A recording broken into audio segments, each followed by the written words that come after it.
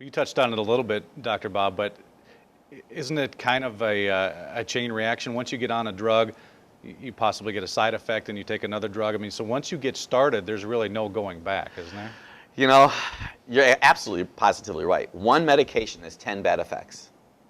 Now, recently we had someone that passed away from a drug interaction with a challenge. And it's very common in people who are entertainers that take a lot of medications for whatever reason. They have a lot of pain in their body.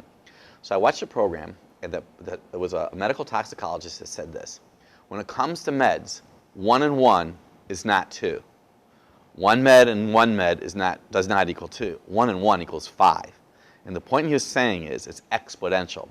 So I know from my own research and reading other people and listening to what they're saying, 1 med has 10 bad effects. 10. 2 meds have 100 exponentially. 3 have 1,000, 4 10,000, 5 100,000, 6 a million, 7 10 million, 8 100 million. 9 meds. If somebody comes in my office and they're taking 9 meds, they have a potential to have 1 billion reactions going on. My highest amount that I had, one patient came in, 23 meds. Now I'm going to say something to you right now that's going to make you cry. My little boy came in, 4 years old, ready for this?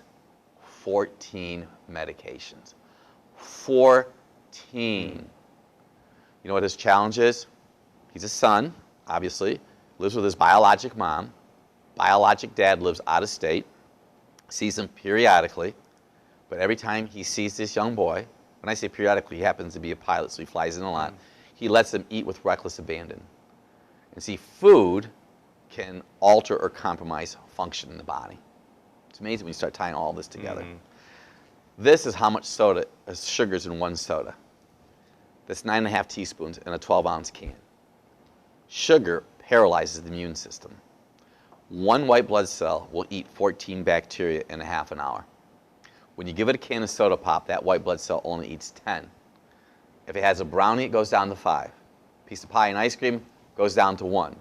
So there are people right now that have chronic upper respiratory infection and don't even realize that it's the sugar that they're eating that's compromising immune system function.